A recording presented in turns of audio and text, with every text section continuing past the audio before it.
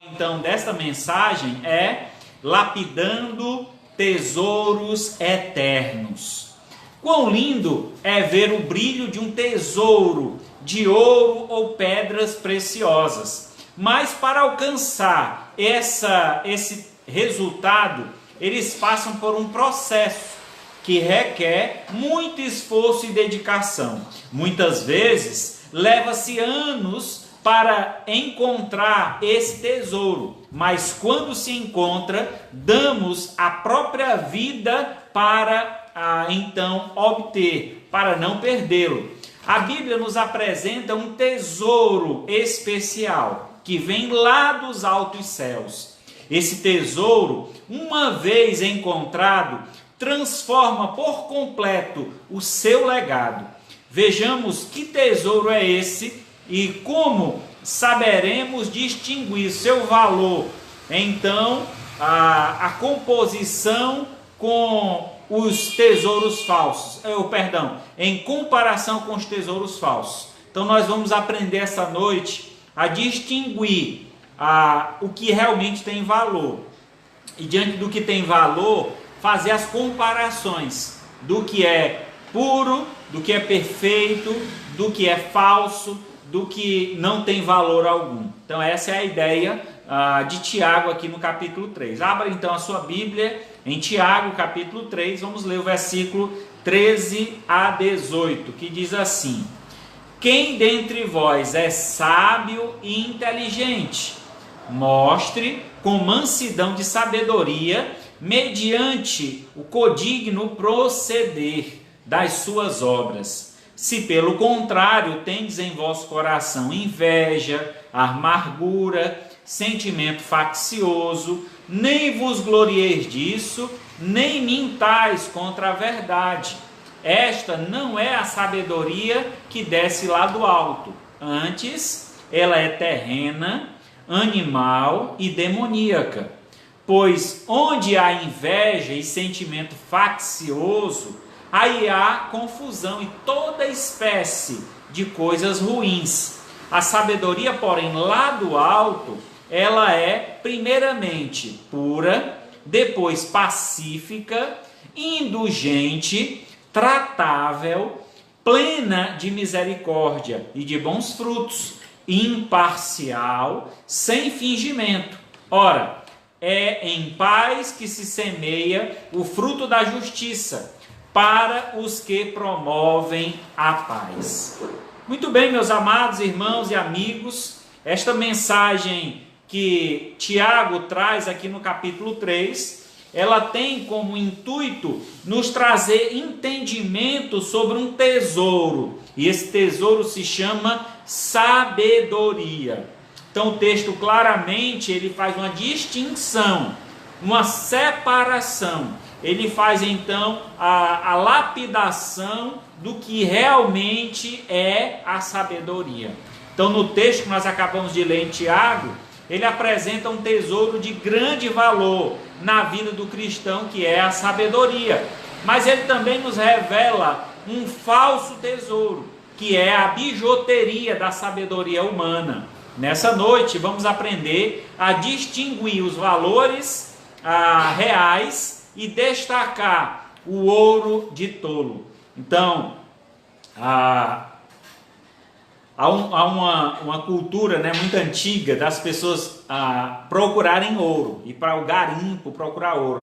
Houve uma época na história do Brasil que foi uma loucura, As pessoas foram até a Serra Pelada, era assim conhecida, porque as pessoas devastaram, acabaram completamente com uma serra, quebrando a procura de pedras de ouro. Muitas pessoas encontraram, muitas outras morreram sem nem ver a cor do ouro, E algumas encontraram pedras que não era ouro, era um ouro de tolo que chamam, Eram pedras que brilhavam como se fosse ouro, mas na verdade eram falsificações, não tinham valor algum de mercado. Então, assim é a sabedoria humana em comparação com a sabedoria divina. Então, ela perde o seu valor. Então, a sabedoria que realmente tem valor, ela vem lá dos céus, vinda da parte de Deus. Então, na busca pelos valores reais, é preciso destacar os contrastes. Então, por exemplo, para você identificar uma moeda falsa, uma cédula falsa, é importante que você conheça muito bem a verdadeira. Então, assim, para que a gente possa identificar a falsa sabedoria, devemos conhecer a sabedoria que vem do Senhor, que vem lá dos céus. Então, o primeiro contraste que nós queremos destacar, que serão 3, o primeiro contraste é o contraste de origem. De onde vem? Qual é a origem de cada sabedoria? Então, do versículo 15 a 17, ele faz esse destaque no texto. Ele apresenta, então, a diferença entre 2 tipos de sabedoria. De onde vem? Qual é a origem dessa sabedoria?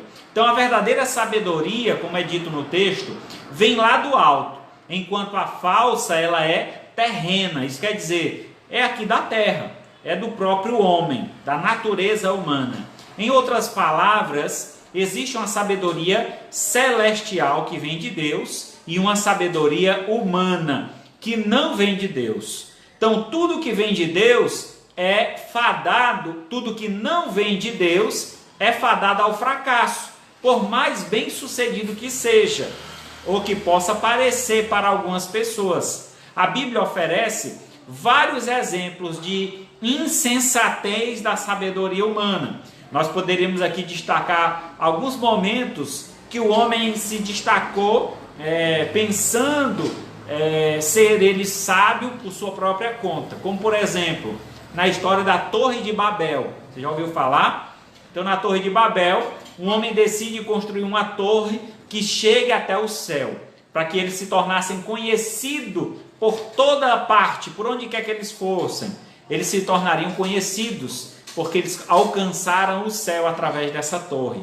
E sabemos que o único caminho que leva a Deus, a única forma de encontrarmos a presença do Senhor é justamente através de Jesus Cristo. Ele disse: eu sou o caminho, a verdade e a vida, ninguém vai ao Pai a não ser por mim. Outra situação também que demonstra a falta ou a sabedoria precária do homem é que nessa tentativa que o homem queria era glória para si. E essa glória Deus não dá, porque toda honra e toda glória deve ser dada ao Senhor.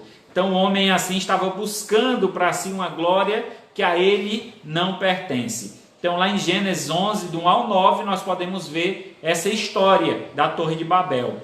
Há uma outra história de também uma certa insensatez do homem, que está em Gênesis 12, de 10 a 20. Foi justamente quando houve uma grande escassez de alimento em Canaã e pareceu sábio a Abraão ir para o Egito, mas o resultado mostra o contrário. Então Abraão teve muito prejuízo em ter ido buscar refúgio no Egito. Então assim, o homem precisa confiar mais no Senhor, entender que os nossos pensamentos não são os pensamentos de Deus.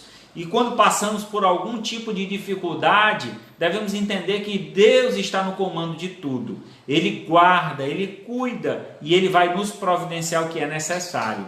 Outra insensatez foi quando o rei Saul, lá em 1 Samuel 17:38, imaginou que poderia colocar a sua armadura sobre Davi para que ele lutasse contra aquele gigante, o gigante Golias. Então Deus tinha um projeto, Deus tinha algo preparado naquele momento para Davi, e não seria a armadura de Saul que iria salvar o povo, mas sim a fé, a confiança de Davi em enfrentar aquele gigante com apenas 5 pedras na mão, Então assim ele atacou aquele gigante e foi bem sucedido, porque Deus é quem lhe deu toda a sabedoria para que assim ele agisse. É interessante que antes de Davi derrubar aquele gigante, ele já havia matado um urso, já havia matado um leão. Então a sua experiência com a funda era grande. Então Deus usou daquela experiência, daquela sabedoria que o homem já tinha, mas enriquecendo com a fé. Então assim, a sabedoria, ela pode sim ser usada por Deus, a sabedoria humana, mas entendendo que a sabedoria humana por si só, ela é muito frágil. ela não é capaz de alcançar a glória de Deus ou aquilo que Deus tem preparado para nós. Então, há um contraste entre a sabedoria que vem de Deus e a sabedoria do homem. Muitas vezes a sabedoria do homem leva o homem à derrota, à destruição. Mas a sabedoria de Deus na vida do homem sempre o conduzirá a uma vida de graça, uma vida de sucesso, de coisas bem-sucedidas, porque Deus está no comando. Então, qual é a origem da sabedoria humana? Esta não é a sabedoria que desce lá do alto, antes ela é terrena, animal e demoníaca. É interessante que o cristão ele tem 3 inimigos, a Bíblia afirma: o mundo, a carne e o diabo. Então, quando ele diz aqui que a sabedoria humana ela é terrena, animal e demoníaca, é interessante que ela tem um paralelo, ela vem com uma igualdade diante dos inimigos. Quer dizer que quem tem dado a sabedoria humana é o inimigo de nossas almas, o mundo, a carne e o diabo. Então o homem age, quando ele age por sua própria sabedoria, ele está agindo de acordo com os seus inimigos. Então tenhamos cuidado, meus amigos, para que a gente não venha entregar a nossa vida nas mãos do inimigo, nos deixar ser dirigido pela vontade deste mundo, a vontade da carne e a vontade do próprio Satanás. Então esses 3 inimigos, eles fortalecem o seu poder quando então o homem permite que ele seja guiado por esses conselhos sábios que vêm da parte humana.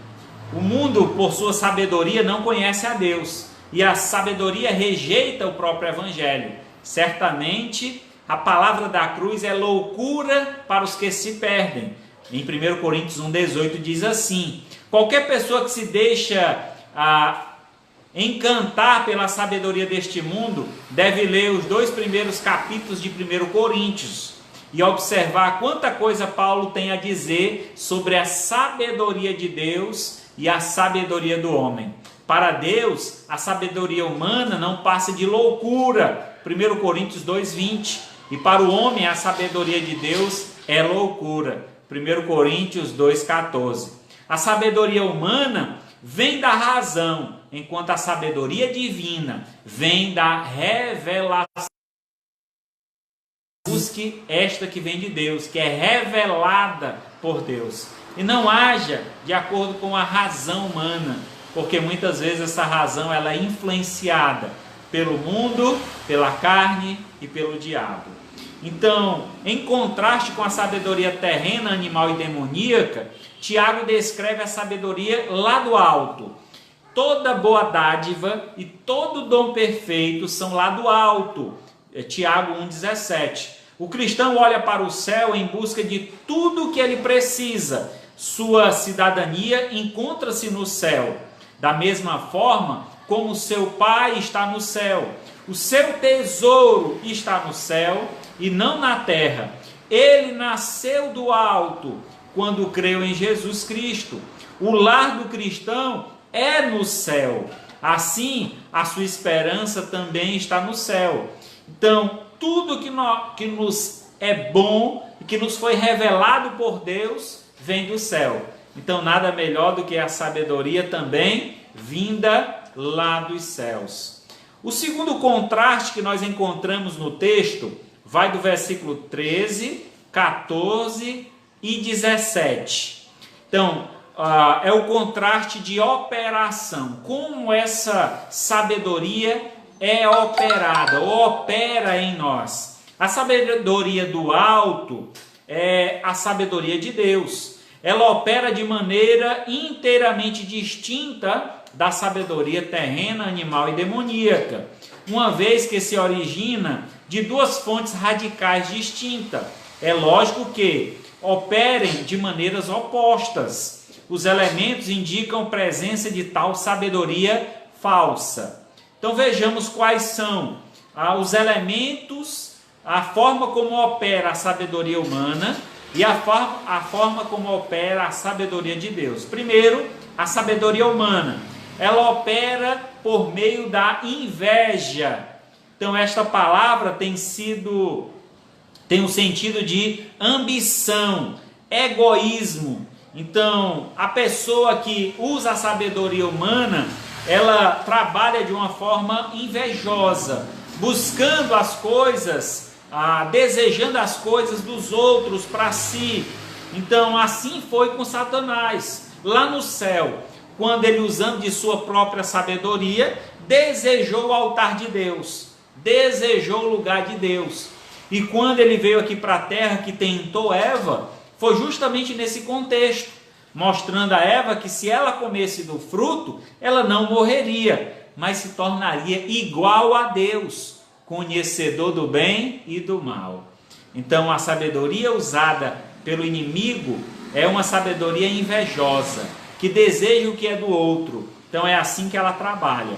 Outra forma que ela trabalha é através de contendas. O termo traduzido por sentimento faccioso significa também partidarismo.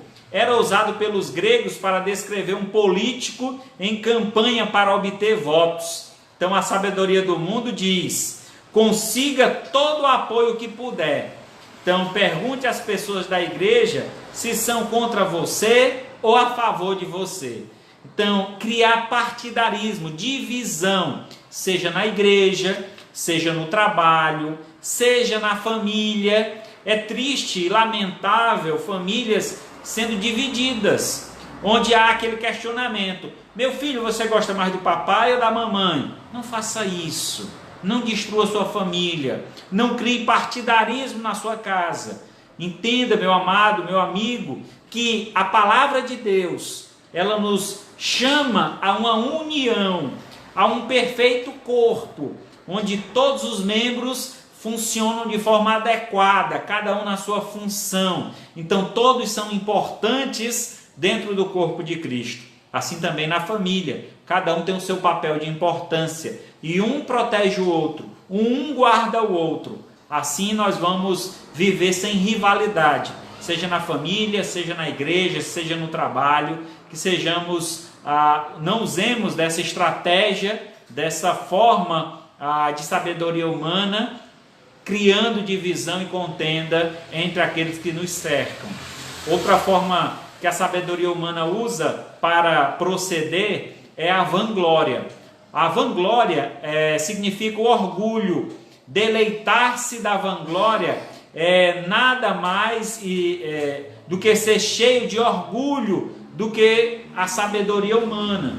Na verdade, quando nós nos vangloriamos, estamos buscando uma glória vã, que não tem valor, uma glória que se desfaz por qualquer motivo. Então toda honra e toda glória, a Bíblia diz que deve ser dada ao Senhor.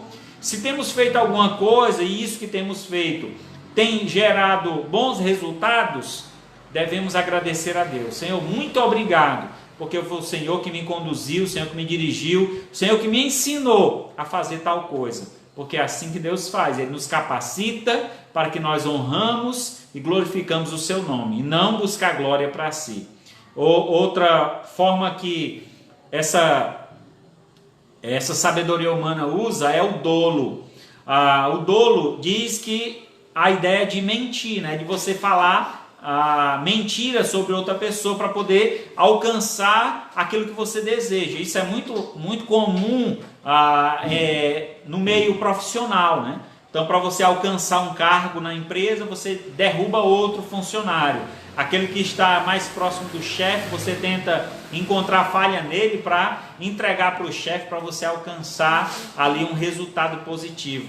Então não faça isso, não vá por esse caminho. Essa sabedoria humana não tem valor. Então, subir sobre a derrota de outro, isso não é louvável diante de Deus.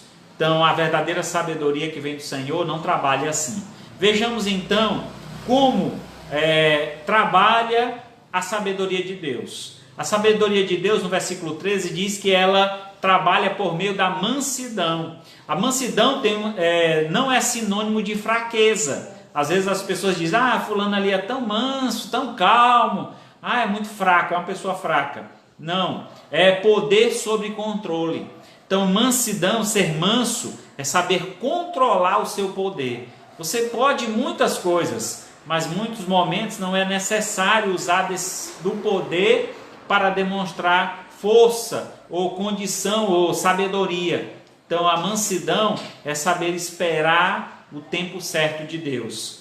Quando Deus, então, trabalha em nossa mente, em nosso coração, e nos concede a oportunidade certa para exercer a sua vontade no meio do povo. Então, a pessoa mansa não se impõe egoístamente. O termo grego era usado para um cavalo domado, cujo poder está sob controle. A pessoa mansa busca somente a glória de Deus e não o louvor dos homens. A mansidão é um fruto do Espírito Santo, que está lá em Gálatas 5, 23. Então, ser manso é alguém que sabe controlar a sua força e o seu poder. Outra expressão usada, então, na sabedoria divina é a pureza. Antes de tudo, para que nós sejamos sábios aos olhos de Deus, devemos ter a pureza em nosso coração. A expressão, primeiramente, pura, indica a importância de santidade. Deus é santo e, portanto, a sabedoria que vem lá do alto, ela também é santa, ela é pura. Então, esse termo dá a ideia de alguém casto, quer dizer, livre de qualquer contaminação. Então, nossa sabedoria, ou a sabedoria a qual devemos agir, ela deve ser meramente ou puramente vinda do Senhor e não misturada com outras. Então, eu que estou à frente de um trabalho, um ministério, servindo ao Senhor em uma igreja, saiba que não é fácil, meus irmãos. Quantas vezes nós somos tentados a trazer uma ideia que vemos no mundo para aplicar na igreja para ter resultados, a busca por resultados. Isso acontece nas empresas, isso acontece nas escolas. Então as pessoas estão em busca de resultado, mas devemos entender que não devemos misturar o mundo com as coisas de Deus. As coisas de Deus são puras. Então tudo que nós fazemos para o Senhor deve ser puro e santo. Não devemos misturar coisas do mundo com as coisas de Deus. Assim, na vida cristã, não só na igreja, não só no ministério, mas na vida cristã, devemos entender que a nossa vida é um reflexo da glória de Deus. Esteja eu onde estiver, quando eu agir, eu devo agir em santidade, seja no meu trabalho, na escola, na família, agindo assim para que Deus seja glorificado através da sabedoria dada por Ele. Outro ponto, ou forma como a sabedoria divina trabalha, é através da paz. A sabedoria humana produz competição e rivalidade e guerra, como diz lá em Tiago 4, 1 e 2. Mas a sabedoria de Deus, ela produz paz. Trata-se de uma paz baseada na santidade, não em concessões indevidas. Deus nunca visa a paz a qualquer preço. A paz da igreja não é mais importante do que qualquer outra coisa. Devemos entender, irmãos, que existe uma paz vinda do alto, vinda do Senhor. Então, quando buscamos fazer a vontade de Deus, mesmo quando as coisas não estão acontecendo como nós desejamos, nós temos uma paz no coração, entender que não foi a vontade de Deus, que Deus ainda não viu aquilo como sendo necessário ou sendo o tempo certo, porque para Deus tudo tem um tempo determinado. Então, ter paz, usar de sabedoria para esperar, para confiar, para entregar na mão de Deus. Às vezes, olhando, por exemplo, para a nossa família, para os que estão ao nosso redor, às vezes nós temos um trabalho muito grande em tentar moldar ou mudar alguém. Mas devemos, primeiramente, antes de tentar mudar ou moldar alguém, confiar no Senhor e entregar nas mãos de Deus. Senhor, eu quero muito que fulano ou cicrano seja desta forma, seja um servo de Deus, seja um homem ou uma mulher dedicado, mas entregue primeiramente a Deus. Ore ao Senhor e espera nele, o agir de Deus na vida dele. Tenha paz, confiança no Senhor. A outra forma como essa sabedoria trabalha é através da indulgência, tem um sentido de moderação, sem concessão indevida, ternura, sem fraqueza. Uma pessoa indulgente, ela não provoca briga deliberadamente. Então, o que a gente vê hoje, as pessoas querendo mostrar sabedoria, e essa sabedoria ela acaba aqui sufocando os outros. Olha, só eu sou sábio, eu que sei, eu que estudei, eu que isso, eu que aquilo. Então a gente deve ser mais humilde. Ser indulgente, a ideia aqui é de ser moderado, de ser alguém que ouve as outras pessoas antes de expressar a sua posição. Às vezes a gente é muito rápido em dizer que concorda, que não concorda, que eu sou assim. Então a gente precisa ter mais humildade diante das questões que não há concordância em primeira mão. Então devemos ouvir, devemos ser atentos para que então possamos expressar qual é a vontade de Deus ou buscar essa vontade de Deus para a nossa vida. E aí por último aqui nós vemos também a flexibilidade. A sabedoria de Deus torna o cristão uma pessoa mais tratável, uma pessoa flexível, uma pessoa que sabe ouvir alguém que discorda dele e sabe conviver com essa pessoa até o ponto de encontrar pontos comuns que possam assim ter um crescimento maior. E por último aqui são os bons frutos. No verso 17 diz que quem busca essa sabedoria ou age de acordo com essa sabedoria, ele frutifica. Então quem é fiel também é produtivo. A sabedoria de Deus não torna a vida vazia, mas sim plena, quer dizer cheia. Cheia de quê? Cheia de bons frutos, de boas obras que glorificam ao Senhor.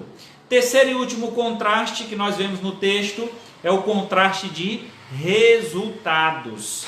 Então, quando encontramos a origem da sabedoria, vamos ver como ela trabalha e depois o resultado dela. Vejamos então quais são os resultados da sabedoria lá do alto e a sabedoria humana. Então a origem determina o resultado.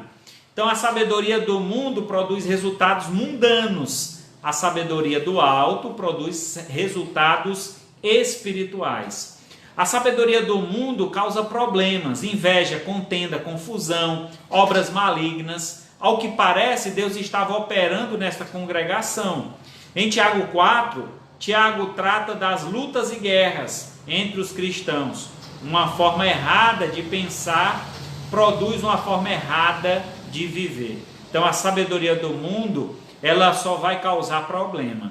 Então, seja na igreja, seja na família, seja no trabalho, onde quer que você esteja.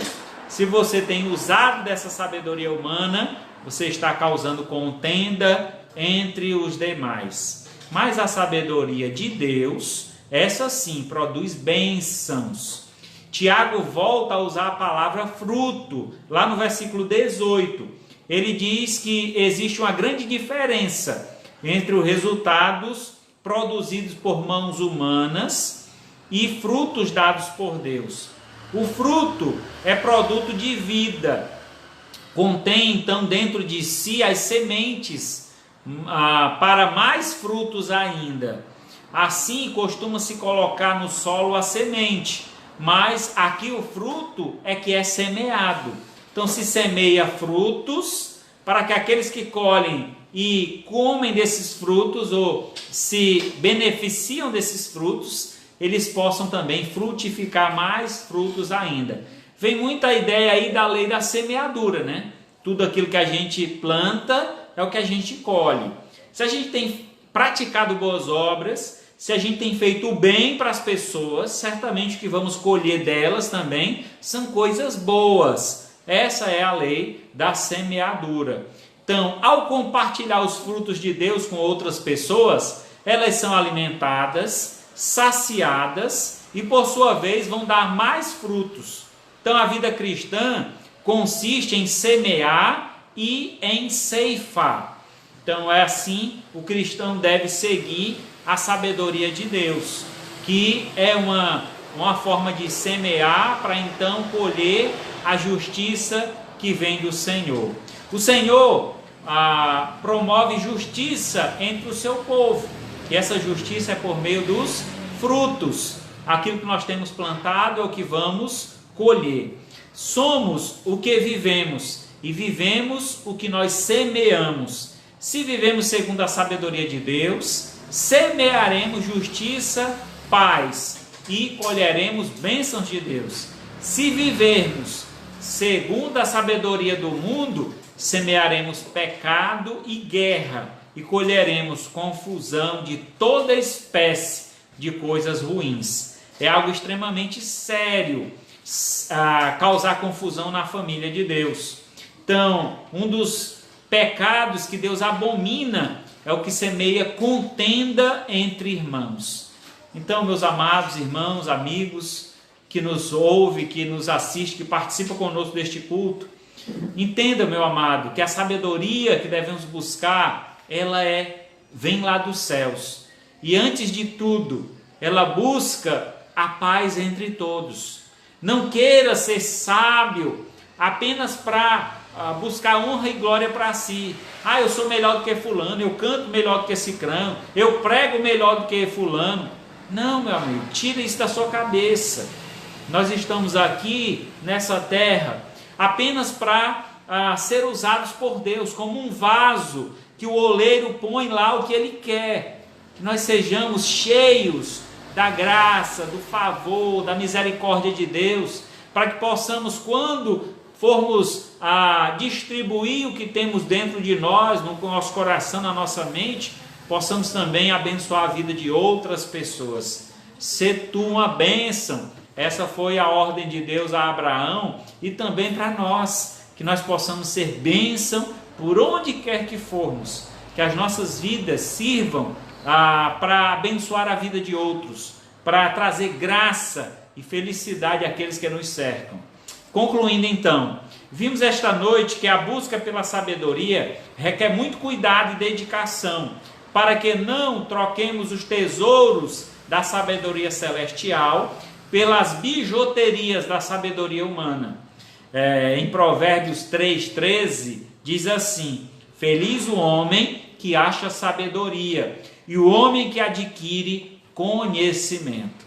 Então, meu amigo, minha amiga, se esforce, escave o máximo que for possível, o máximo que for necessário, para que você encontre esse grande tesouro que está no fundo do seu coração, que é a sabedoria que vem lá do alto, a sabedoria de Deus, e não haja de acordo com a sabedoria humana. Amém? Graças a Deus por isso. Vamos orar nesse momento. Maravilhoso Deus e Pai, nós te damos graças, Senhor, por esta mensagem que nos invoca, Senhor, a termos uma vida consagrada ao Senhor, a buscarmos uma sabedoria que vem do alto, e não sermos, ó Pai, usados a viver a vida usando uma sabedoria mundana, uma sabedoria, Senhor, que busca os seus próprios interesses, mas que na nossa vida, ó Pai, seja dedicada ao Senhor, e tudo que fizermos nesta vida traga honras e glórias ao Senhor. Assim nós te pedimos e agradecemos, em nome do teu Filho amado Jesus, que vive e reina para todos sempre. Amém. Graças a Deus. Muito bem, se você colocou aí alguns pedidos de orações, nós vamos agora compartilhar e então logo em seguida está